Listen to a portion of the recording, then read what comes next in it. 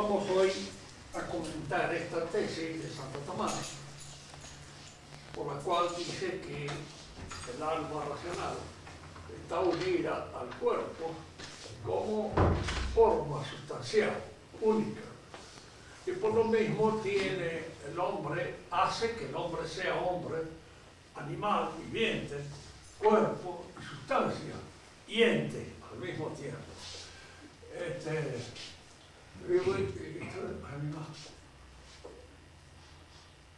Le atribuye el alma pues al hombre todos los grados de la perfección existencial, y comunica al cuerpo el hecho de que diríamos sea el acto por el cual el cuerpo es existente, es la realidad existente. Sigue a esta otra tesis que va a entrar en el comentario de hoy también, en donde Santo Tomás expone que muchas de las facultades y las potencias del alma exigen para su realización la presencia del cuerpo. Así, por ejemplo, no se puede ver sin los ojos, no se puede oír sin los oídos, no se puede tocar sin el tacto. Todas estas potencias del alma suponen la presencia de órgano corporal. Pero hay una que no, y es precisamente el acto espiritual por antonomasia, el conocimiento. Y es eso lo que funda de alguna manera la argumentación de que el alma humana puede sobrevivir a la muerte corporal. ¿En qué se funda la posibilidad de esa sobrevivencia? En el hecho de que hay un acto espiritual en el fondo del alma humana que no necesita la ayuda ni la presencia del cuerpo para realizarse. Hay dos cosas que vamos a retomar del pensamiento clásico y que aparecen intrínsecamente perfeccionadas por el pensamiento cristiano. Aristóteles decía que el alma es, de alguna manera, todas las cosas. Y Platón, cuando hablaba del hombre, decía que era un horizonte entre dos mundos. ¿Cuáles serían esos dos mundos? ¿De qué manera nosotros podemos tener noticias de la existencia de una realidad independiente, distinta, diferente a la realidad en la cual vivimos y nos movemos, a esta realidad física a las que estamos hechos y acostumbrados, y que nos parece así espontáneamente y naturalmente en ciertos momentos la única? Habíamos visto al comenzar nuestras lecciones que cuando nosotros analizamos, examinamos la constitución misma del ente, observamos que en el fondo todo ente es un eidos, es decir, es una programación de elementos materiales que se dan de conformidad con un cierto ordenamiento inteligente. Que la materia en sí misma, sin esa ordenación, sin ese ordenamiento, sin esa composición, sin ese eidos, es nada. Está disuelta así. No tiene una realidad, ni mucho menos una realidad viviente, como aquella que da la forma sustancial. Entonces, en el fondo, diríamos, la metafísica, cuando está bien considerada y bien estudiada, nos lleva a que hay un fundamento de toda la realidad que es una inteligencia que la sostiene. Nosotros no llegamos a esa inteligencia, no la intuimos. Es decir, los elementos o el aspecto, diríamos, no visible del universo no es intuido por el intelecto humano. Pero el intelecto humano puede llegar a percibirlo a través de un esfuerzo y a través de una inferencia indirecta, si ustedes quieren, no directamente, pero llegar a influir, a intuir, a percibir indirectamente la existencia de esa realidad invisible, de esa realidad que es, a pesar de que a nosotros nos cuesta aceptarlo así, porque contraría las evidencias naturales, es la verdadera realidad, la auténtica. El hombre se mueve entonces entre estos dos mundos. El mundo visible, al cual está atado, ligado por los sentidos, y una realidad inteligible a la cual el hombre asciende por medio del conocimiento. El acto del conocimiento es siempre un acto libre, es decir, no está determinado. Lo hemos dicho en varias oportunidades, pero conviene siempre subrayarlo, porque en la actualidad aparece un poco este extraño fenómeno liberal que se introduce a veces hasta en la enseñanza misma de la Iglesia, en la cual se supone que la libertad es aquello que constituye fundamentalmente la dignidad del hombre.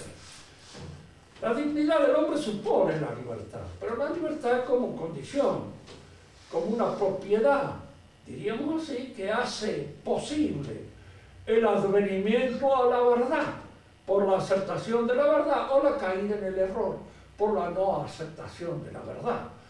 Es decir, el hombre no está determinado por naturaleza a conocer efectivamente la verdad de las cosas. Para conocer la verdad de las cosas, el hombre necesita la ayuda de los otros hombres, de los que saben, de los que tienen autoridad en el sentido real y cabal del término, porque la autoridad es una noción que solamente se da en el ser inteligente. No hay que confundirla con el poder, no hay que confundirla con la potestad, no hay que confundirla con el gobierno. La autoridad es, antes que nada, y fundamentalmente saber. Que el hombre que gobierna debe tener autoridad, no cabe ninguna duda, es decir, debe conocer, debe saber, debe tener un conocimiento cabal de aquella jurisdicción en la cual domina. Pero el gobierno no es sinónimo de autoridad. Se puede tener gobierno y no tener autoridad. Se puede tener poder y no tener autoridad. Se puede tener autoridad y no tener poder. Decía un amigo mío que era aficionado a los chistes y a las gracias aquí. Entonces, aquí este es un país, dice, en el cual el saber no ocupa lugar. Dice, porque uno realmente el que sabe no está nunca en el lugar que le corresponde. Y el que está en el lugar del que sabe es el que no sabe, la mayor parte de las veces. Y entonces, es lo que sucede siempre. La gente que está en el gobierno puede carecer de autoridad porque no tiene conocimiento cabales, acabados, del bien común que debe dominar, que debe gobernar. Y a veces esto pasa hasta en la misma iglesia, en que las autoridades de la iglesia carecen de autoridad. Son gobiernos, tienen poder y lo tienen legítimamente, pero no tienen el conocimiento egregio que deben tener para defender aquellas cosas que están, digamos, creados especialmente para defender. Ahí entonces el hombre se encuentra, diríamos aquí, en este mundo visible, en este mundo palpable, tocable, en la presencia de las cosas. Pero siempre el acto del conocimiento, el acto por el cual el hombre penetra en la interioridad de las cosas. Recuerden siempre que la etimología de la palabra inteligencia es intus legere. Es precisamente leer la interioridad, la estructura inteligible de la realidad, penetrar en ella. Pero para penetrar en la realidad debe hacer un esfuerzo, tiene que hacer una operación, hay que realizar un trabajo, diríamos así, socavar todo aquello que en alguna medida no es conceptualizable, todo aquello que escapa a nuestra razón humana para penetrar en los entresijos de la esencia que está incluida dentro de las cosas. Y este trabajo, diríamos, propio del hombre, es lo que nosotros llamamos abstracción. Hay tres formas de abstracción. Abstraer, entonces, es eliminar lo que nuestra inteligencia no logra penetrar, lo que no es reducible a concepto, a conceptualización, y penetrar en la interioridad inteligible de las cosas. Hay tres clases de abstracción. Fíjense que en algunos tratadistas tomistas hablan de 3 grados de abstracción. Vamos a ver por qué estos no pueden ser considerados grados. Porque hay gradación dentro de una misma escala. Grados de calor, 30 grados, 35 grados de calor, 25 grados de calor. Allí sí se puede graduar porque se está, diríamos, midiendo una realidad única. Pero cuando las realidades son diferentes, nosotros no podemos hablar de que haya entre una y otra modalidad una diferencia de grado. En las abstracciones son diferentes. Hay lo que se llama la abstracción total en el pensamiento tomista, la abstracción formal propia del matemático y la abstracción positiva, que es la propia del metafísico. En la abstracción total se elimina todo lo que sea materia individual. No es conceptualizable. ¿Qué queremos decir con esto? Yo no tengo un concepto que diga que es el doctor Messina.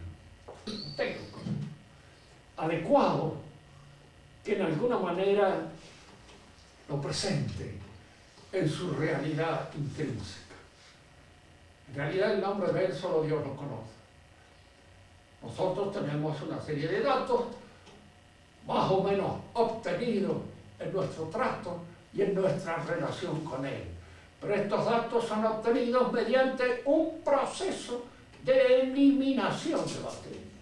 Y este proceso de eliminación de materia va produciendo, provocando un objeto estable, un objeto conocido, una esencia tal como se presenta a nuestro conocimiento, que es el hombre, por ejemplo, ¿no es cierto? El hombre universal, el hombre que cada uno de nosotros es en su realización concreta e individual, no es ninguno de nosotros. Somos todos y no es ninguno. Nosotros en alguna manera participamos de esta estructura inteligible que logramos obtener mediante un proceso, diríamos así, de eliminación de elementos y datos no conceptualizables. Y esos elementos y datos no conceptualizables son los que pertenecen a la materia concreta individual, al individuo. El individuo no es conceptualizable, nos dirá Aristóteles, en muchas oportunidades, porque no es conocido como tal. Fíjense que esto que pasa con el individuo, cada uno de nosotros, que es efectivo y real, no tenemos un concepto de lo que cada uno de nosotros es. Ni siquiera tenemos un conocimiento claro de lo que somos nosotros mismos. Nos sorprendemos a veces haciendo cosas buenas o malas, en general malas, que son las más comunes, que no las esperábamos de nosotros mismos. Era que nos sorprende a nosotros mismos ese hecho porque no nos conocemos en toda nuestra plenitud. No sabemos bien quiénes somos. Esperamos saberlo en alguna oportunidad, cuando Dios nos revele nuestro nombre, pero momentáneamente no lo sabemos. Entonces, el proceso propio de las ciencias naturales es este ascenso de lo visible, de lo palpable, de lo observable, de lo individual a lo general, universal, que no es visible, sino que es de alguna manera captable por el entendimiento, pero que en el terreno de las ciencias naturales este proceso va de lo concreto, perceptible, a lo general o universal, y allí desciende para verificarse nuevamente en la realidad concreta y visible. Por eso las ciencias naturales son ciencias de la observación, son ciencias que en alguna medida corroboran sus conclusiones en la observación de los hechos particulares. Fíjense que es importante a veces estas cosas, sobre todo los que van a ser sacerdotes también, les interesa esto fundamentalmente, porque siempre se van a encontrar con las discusiones difíciles. Si el hombre desciende del mono o no desciende del mono. Yo hay que tener un abuelo mono, tener un abuelo perro, preferiría un perro a un mono. Pero, en fin, es cuestión de preferencia zoológica. Yo creo que de cualquier manera, digamos, esto no es corroborado por la observación real y concreta de los hechos. Es una idea, una hipótesis que puede tomarse como hipótesis de trabajo porque no está corroborado. Las ciencias naturales, la corroboración debe ser efectiva, real, acá, esto será tal cosa. Que alguien me diga, mire, hubo un tiempo, lo dice Taylor de Chardin. Ustedes van a leer un artículo mío que ha salido ahora en Credilmos, Caritati, en donde aparece la referencia a Taylor de Chardin. Taylor de Chardin cree que hace muchísimos siglos hubo un momento determinado que se dio una situación, todo eso es fantasía, todo eso es imaginación. ¿De dónde saca que ese momento se dio? ¿Cuándo lo vio? ¿Cuándo lo observó? ¿En qué momento estaba él observando eso? Diríamos, en el terreno mismo de la ciencia científica, que corroboran sus conclusiones en la observación de los hechos, tiene un golpe bajo, porque no estaba. El hombre de ciencia debe decir, mira, esto se da aquí concretamente. Nosotros partimos de aquí. Por ejemplo, es una cosa que nosotros suponemos que el hombre, el alma humana, la forma sustancial del hombre, la hace Dios en los gametos, cuando estos se unen. Pero claro, eso no es corroborable desde un punto de vista científico. No es una hipótesis científica, ni puede ser trabajado como hipótesis científica. Es metafísica.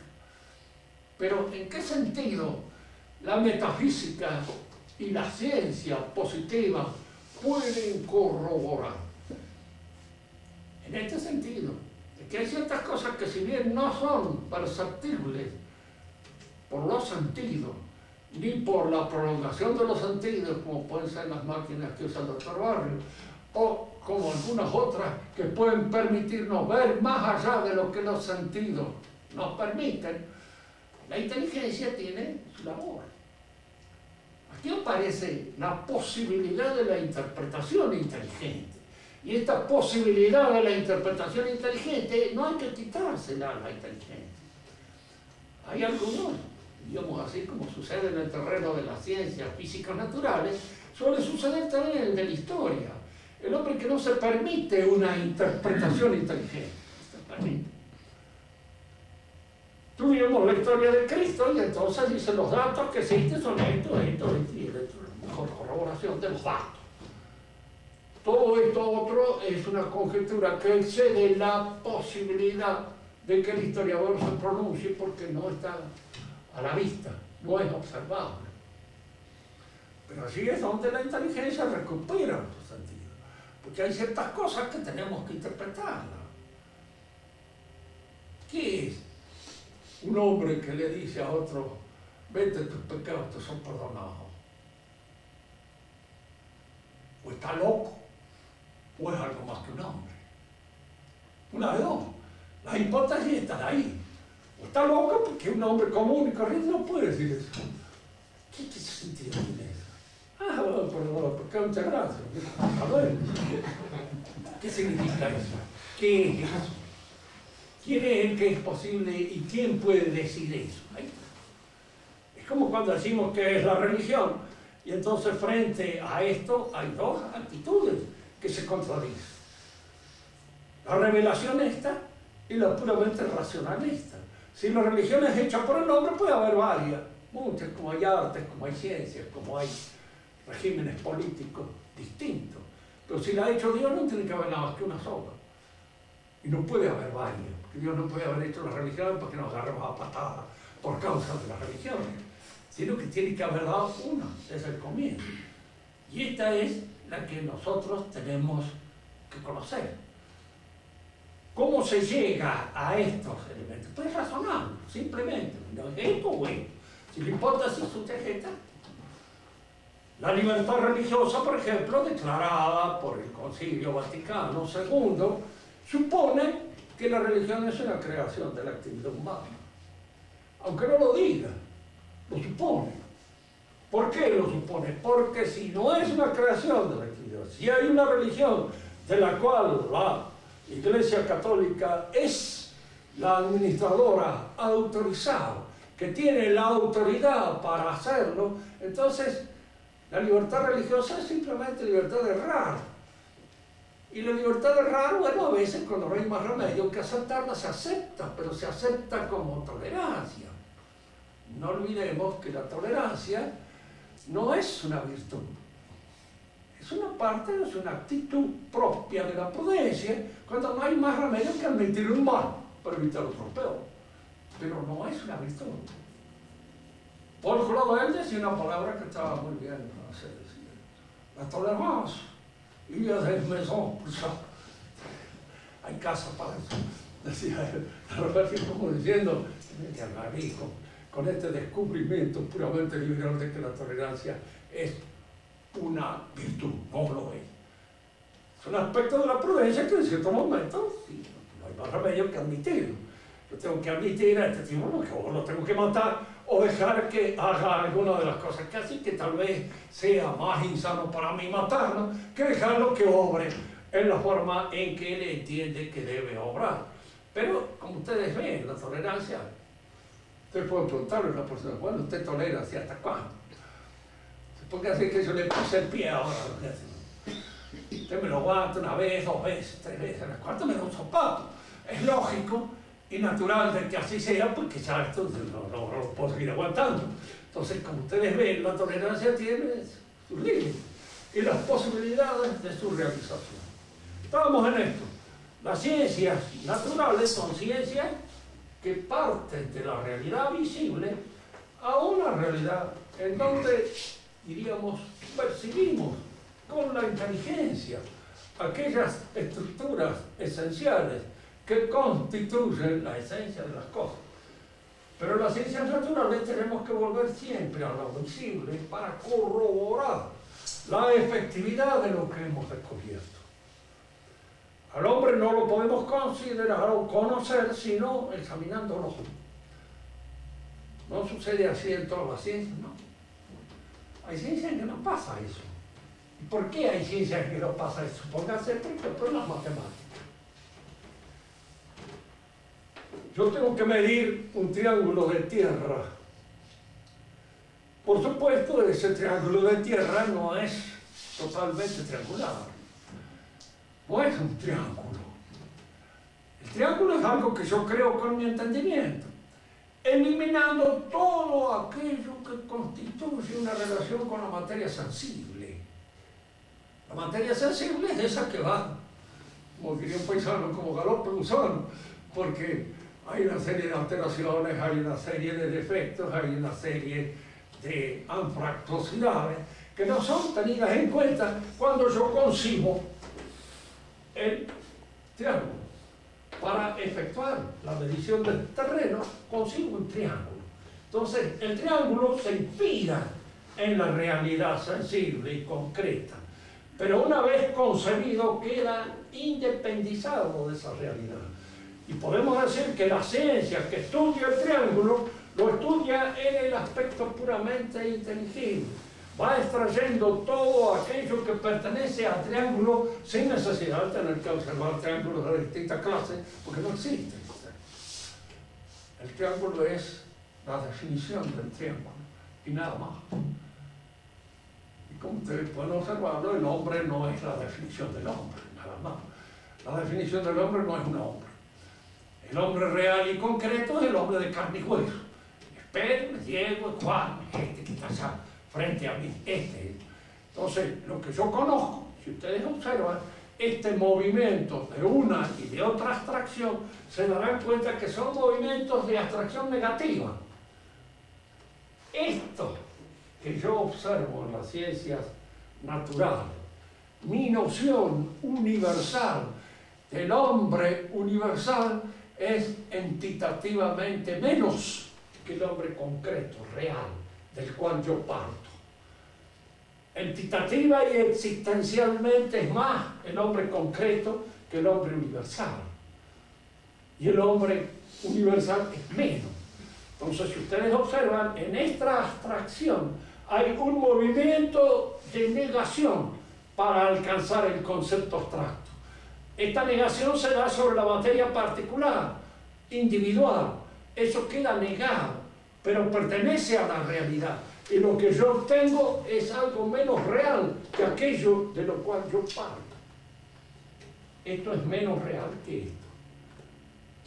Tanto que ninguna de las chicas podría casarse con el hombre universal y tendrá que casarse sin más remedio que un hombre particular y concreto con todos los defectos que pueda tener en realidad. Pero es el hombre que existe, es el que efectivamente se da. El otro no existe, es menos que este, desde el punto de vista de la realidad concreta. En este movimiento sucede algo parecido. Yo elimino de toda la realidad todos los elementos no conceptualizables. Y todos los elementos no conceptualizables pertenecen a la materia sensible. No solamente individual, sino también sensible en general.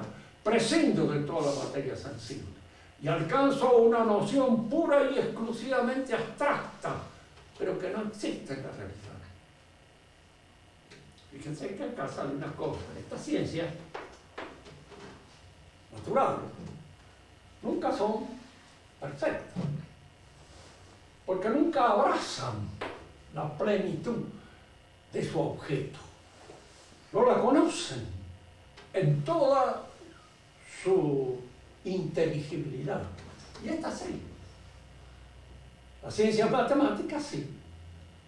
Por eso cuando se aplican estos criterios matemáticos a estas ciencias que estudian entes concretos, lo que se suele hacer a veces es desistencializar a los entes concretos. Y una cosa, el existencialismo como filosofía, que claro, en todos los movimientos que se dan en el pensamiento,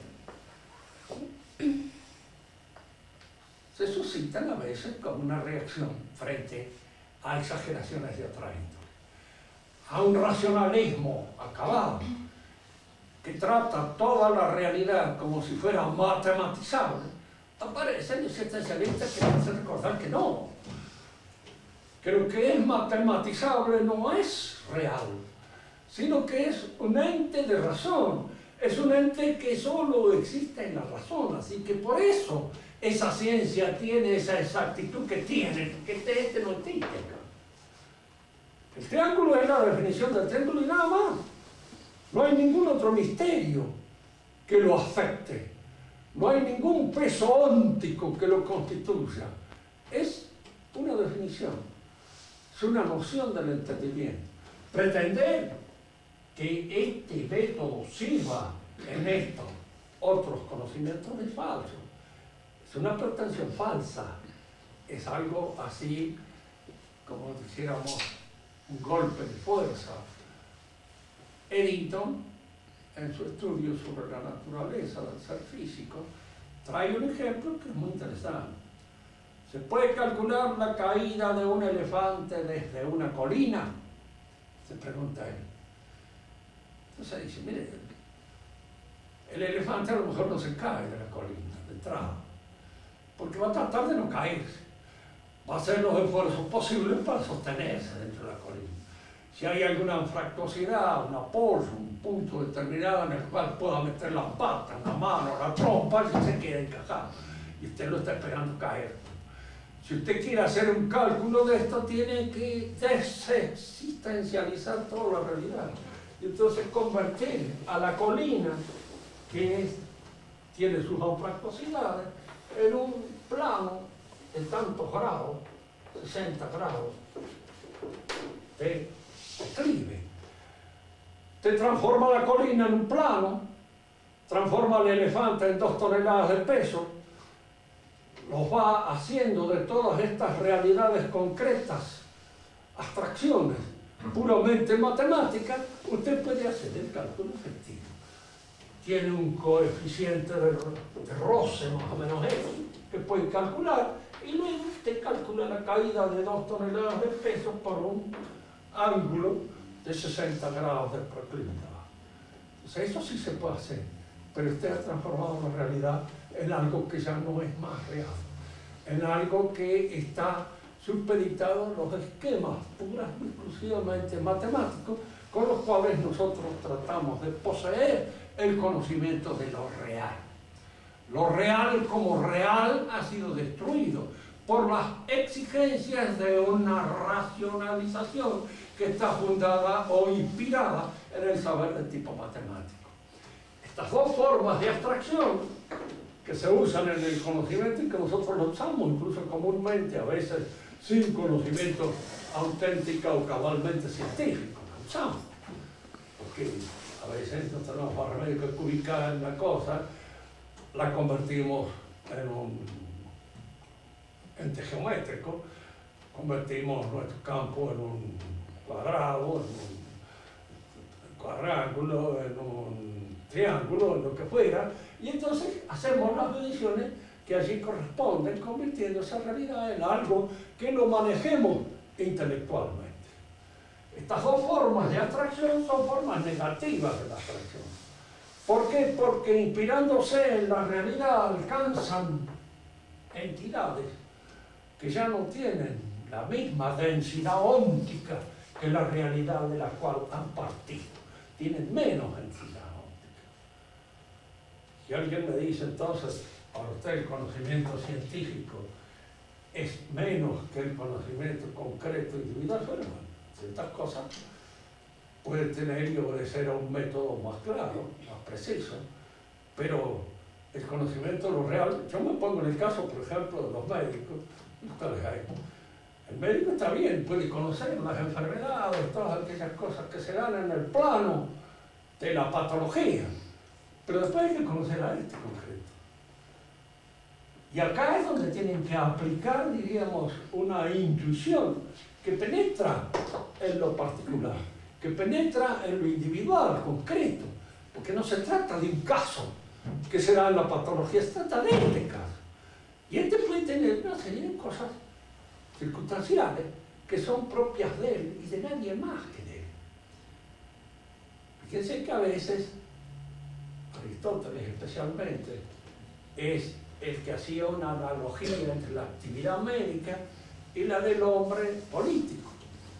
Decía cómo el político debe conocer la realidad del pueblo en el cual le toca actuar.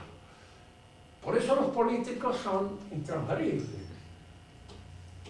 Podemos cambiar un científico, especialmente si es un matemático, si es un físico matemático, incluso un médico, porque la fisiología humana más o menos en todas partes es la misma, pero un político no, porque el político tiene que conocer su pueblo.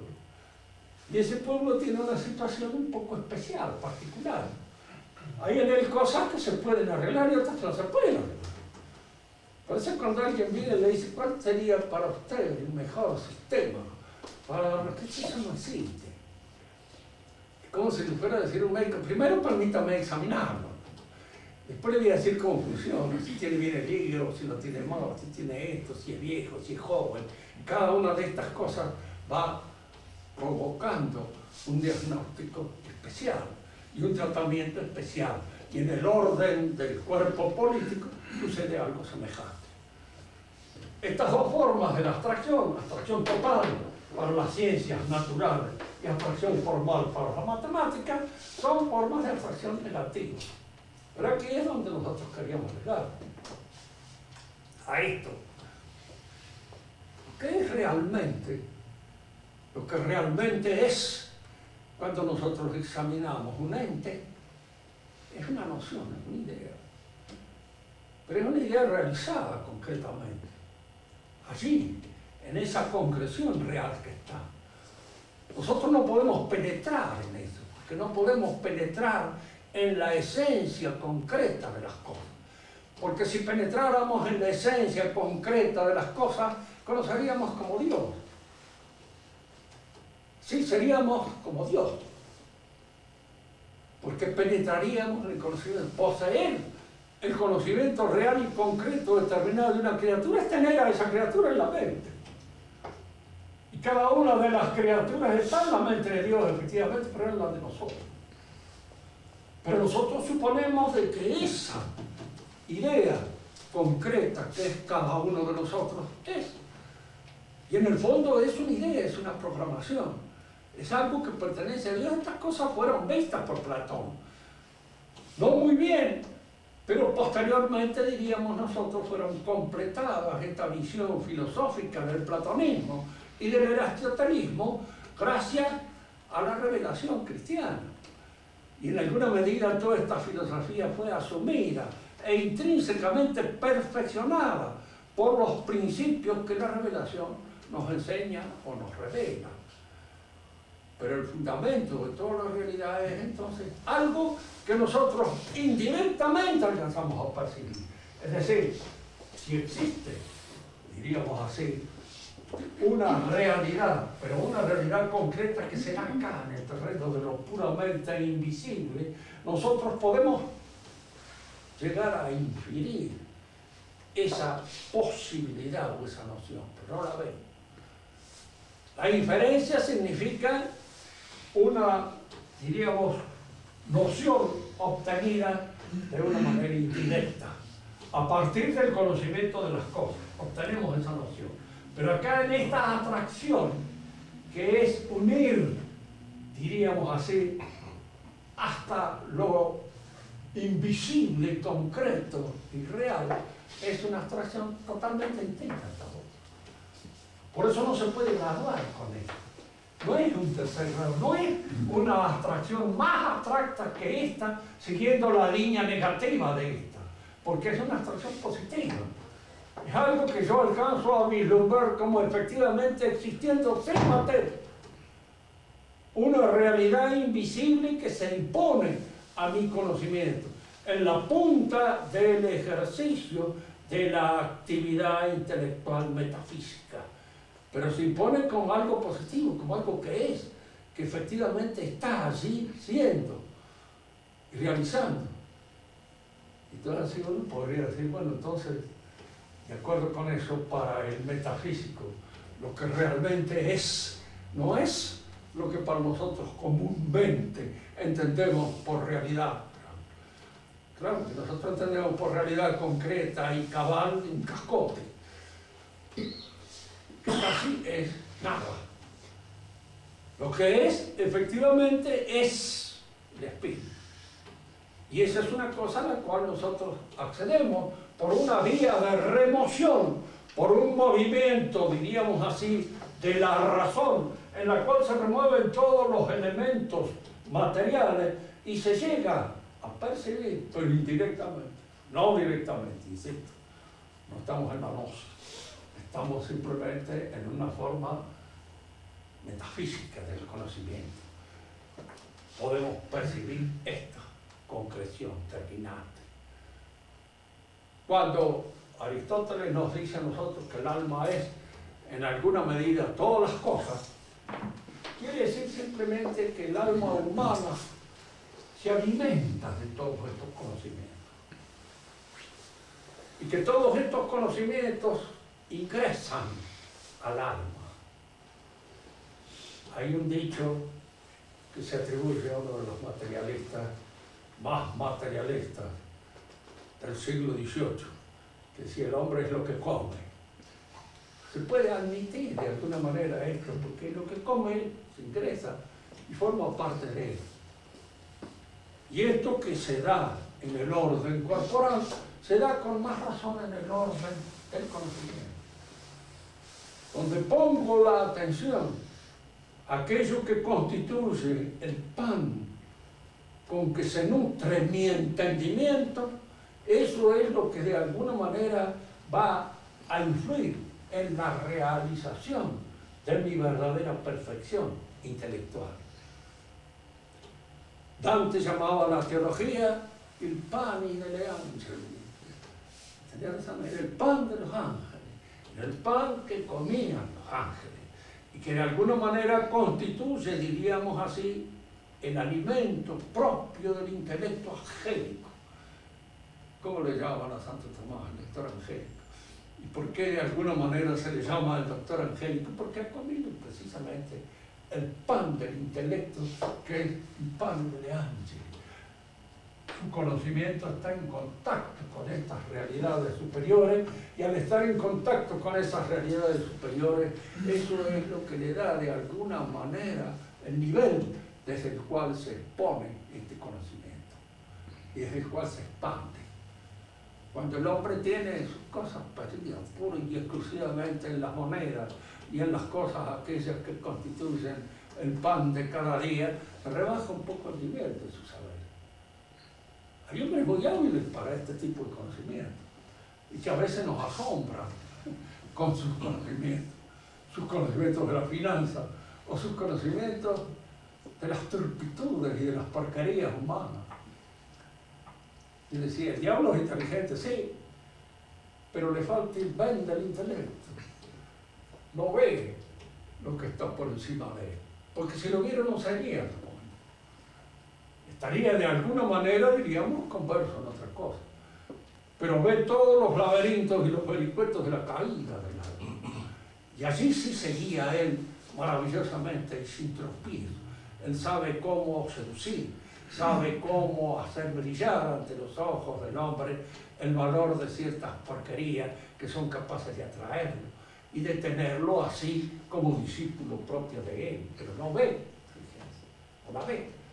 Ustedes piensan en la tentación que Satanás le hace a Cristo. Él barrunta que Cristo es algo pero no sabe bien qué es. Porque si no lo hubiera tentado con lo que lo tinta. Lo tinta con cosas que hubiera tentado a un hombre, a una naturaleza caída, sí, pero no precisamente a Cristo. Por eso cuando un blasfemo, imbécil, sacrílego y estúpido escribe sobre la última tentación de Cristo, que lo considera un pobre diablo igual que somos nosotros, que se puede tentar por esas cosas que nos tientan a nosotros, pero que no nos tientan a Cristo, ¿no? Cristo es intentado porque es Dios, pero si hubiera sido un hombre muy santo, su tentación hay que colocarlo allí, diríamos, en donde está fijo su intelectualidad, porque la tentación generalmente del metafísico es metafísica, y es del tipo metafísico. Es una tentación mucho más grave, más embromada que las que podemos tener nosotros, pero es una tentación que está al nivel de sus ambiciones, al nivel de sus aspiraciones y al nivel de su conocimiento. Por hoy nada más. La clase que viene seguiremos dando. Si alguno quiere hacer alguna pregunta, use toda la voz que tiene. A ver, Sebastián.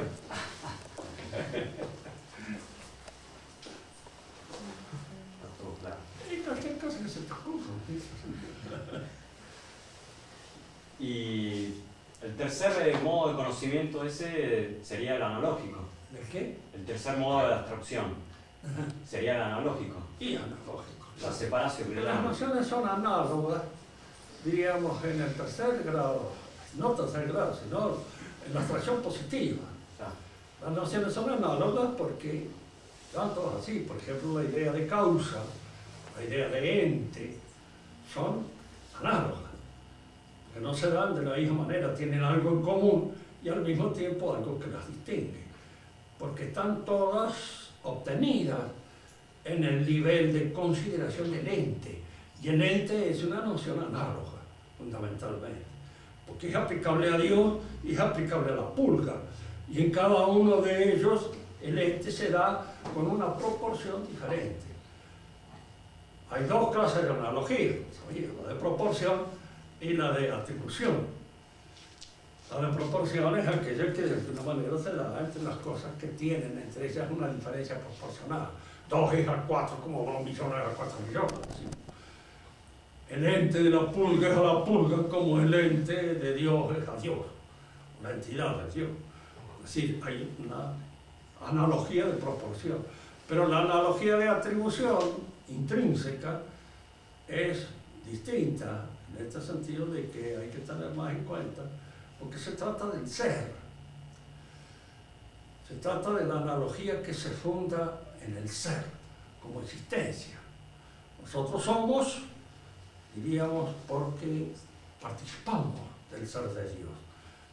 Es Dios el que nos sostiene en nuestro ser, de manera que nuestro ser está dependiendo de la inteligencia y la voluntad divina. En cambio, el ser de Dios es en Dios el analogado principal, porque es Él el que es y no puede no ser. ¿Y por qué le han llamado abstracción? ¿Por qué le llaman abstracción? Y abstracción porque está suprimida toda la materia. Claro. Pero en estos primeros casos, la abstracción es negativa, porque la supresión de la materia va eliminando entidad para obtener una noción más delgada, menos real. Y en este otro caso sucede al revés. Uno termina algo más real. Claro, yo llego a que en realidad el fundamento de todo lo real es sin materia. Porque la materia es un minus, es una disminución en la entidad.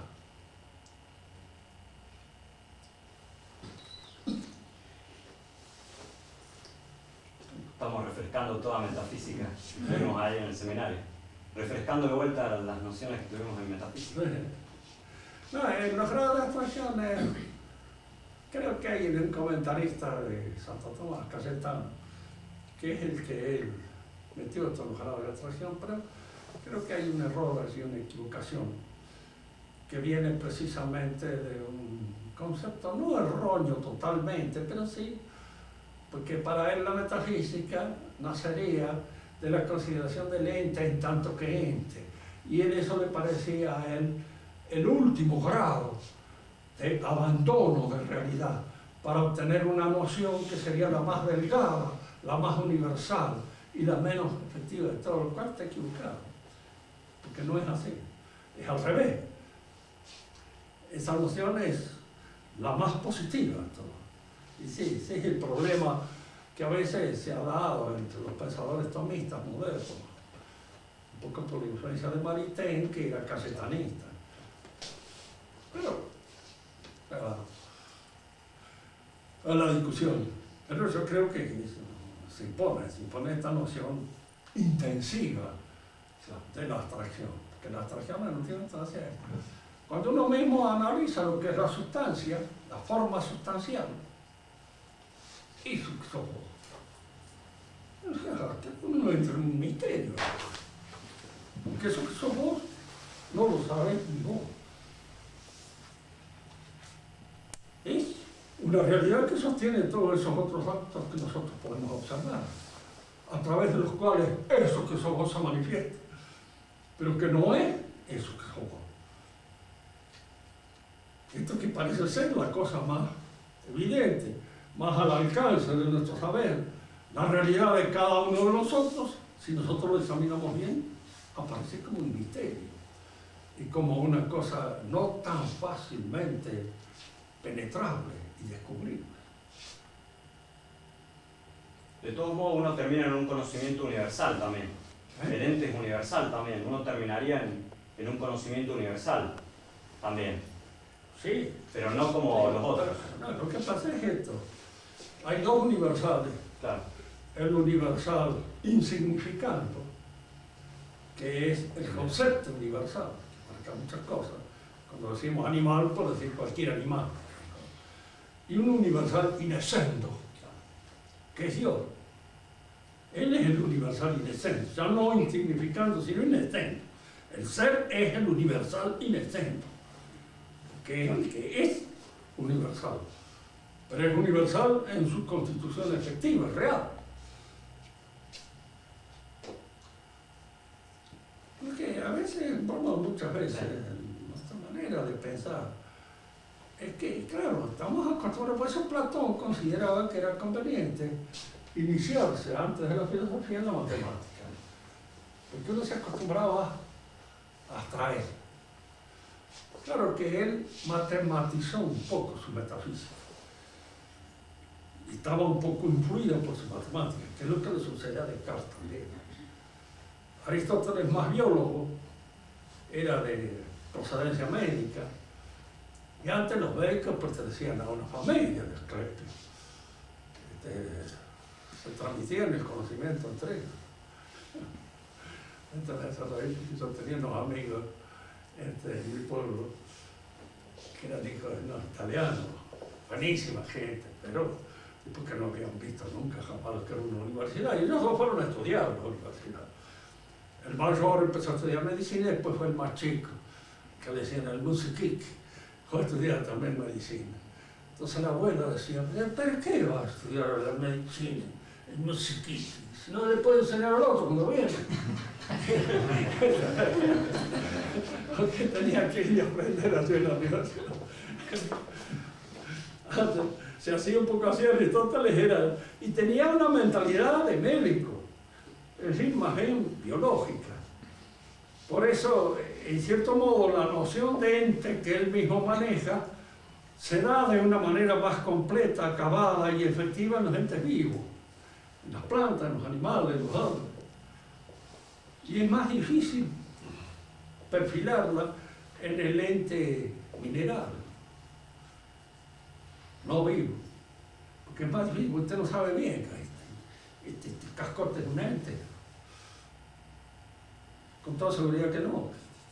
Hay allí una serie de elementos que los constituyen y que pueden tener su entidad tal vez en la molécula, pero el cascote no, es un montón. Y hay muchísimas otras cosas así también que no tienen la clara intuición de la entidad. Por eso a veces no es tan fácil manejarse en estas cosas. La otra vez discutía en filosofía, entre un profesor de filosofía y otro.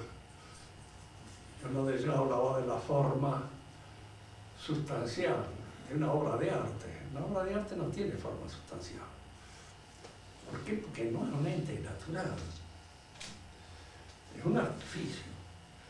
Y en un artificio hay realmente una cierta forma mecánica, dada por el artilugio, pero no hay forma sustancial en el sentido cabal del término. Y otro profesor de filosofía parece que el asunto no lo veía muy bien, estaba más influido, qué sé yo por qué, pues estudian aquí más a Hegel que a Santo Tomás, ¿no? Entonces, indudablemente tienen una formación a veces bastante deficiente en materia de filosofía. Porque eso es rico. Muchas veces el que estudia en el seminario puede creer, fíjense que es muy natural, ¿no? De que este asunto de Santo Tomás es una cosa que meten ahí, ¿no? Si no habría alguna posibilidad de tener un mejor conocimiento fuera del tomismo. Yo les puedo decir que me crié fuera del tomismo y que me he formado filosóficamente fuera del tomismo y después he caído en el tomismo. Les puedo decir, nunca hay un sistema que tenga un método más adecuado para el enfrentamiento de lo real que el sistema de Santo Tomás. Más cuando uno es cristiano, no hay. Porque no es un sistema cerrado, clauso. Es un sistema en el cual usted puede elaborar su visión de las cosas, estudiarlas, analizarlas. Hay muchas cosas que en el tomismo no han sido vistas de una manera precaria, en la cual siempre existe la posibilidad de adelantar un cierto conocimiento, porque no está encerrado en un sistema. En Hegel usted tiene que repetir lo que dijo Hegel, y si no, ya contradecirlo completamente y abrirle un agujero enorme, como hacen la mayor parte de los postmodernos, porque el sistema no da para más, es clauso, se cierra, y al cerrarse no deja salida en imposibilidades, diríamos, para obtener otra forma de conocer. Explota, o sea, ¡pum!, revienta. Lo que pasa con Kant, lo que pasa con Hegel, lo que pasa con el mismo Marx, que es un continuador de Hegel. Acá Hegel es muy estudiado en la Facultad de Filosofía. Y es curioso porque cada uno de los que estudian a Hegel cree haberlo entendido él y que los demás no lo han entendido por nada. Sí, lo dicen, Es gracioso ver las cosas. Acá el último que lo entendió fue el padre Serpich. Y entonces el padre Serpich dio su versión de Hegel a todos los que son de una manera discípulos del padre Serpich. Y consideran. Yo le digo, a ver, mucha rabia porque le digo, yo a Hegel lo he entendido gracias a Marx. Porque es Marx el que me ha dado más o menos la clave de la comprensión de cuál puede ser el sistema de Hegel. Les da una raya, pero el mal sistema los contradice ya totalmente, porque ellos quieren bautizar el sistema de Hegel.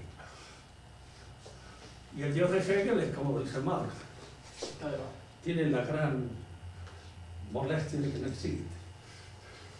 Es un Dios que está en la cabeza, ¿no? Algún día podemos hablar aquí de eso.